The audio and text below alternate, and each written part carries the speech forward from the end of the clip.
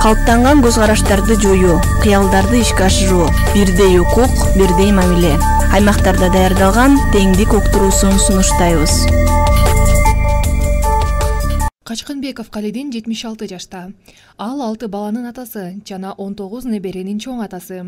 Калидин ата неберелерин таңертең көнүгүүлөрдү жасап, спорт менен машыктырып турат.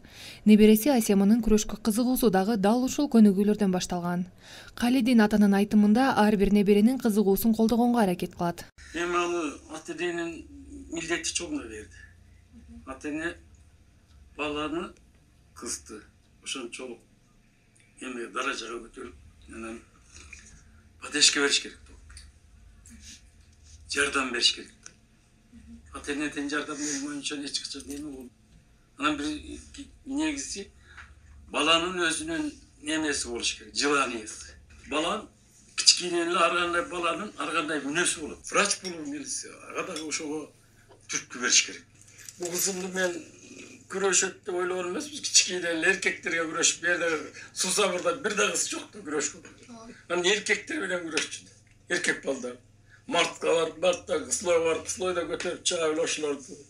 Анан эми буга сыймыкташ керек. Анан менин колуман келген эле ушул жардам берип түрткү бериш керек. Башка эчтеке. Осмонкулов Кумарбек Иманжан Бегимкулов атындагы орто мектепте машыктыруучу болуп эмгектенип келет. Анын айтымында балдардын кызыгуусун колдоо өтө маанилүү деп эсептейт. Ата-эненин деген мааниси өтө чоң. Анткени дегенде баланы эми мисалы көп балдар эми 11-ті бүтпөй калбады азыр.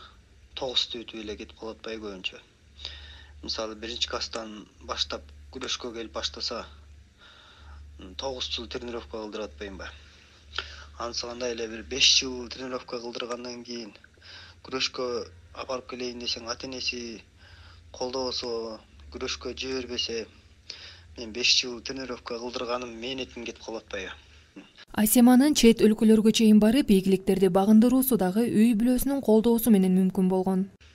Асема окуу элек кезинде эле бийлеп, аябай ийилчек болчу да.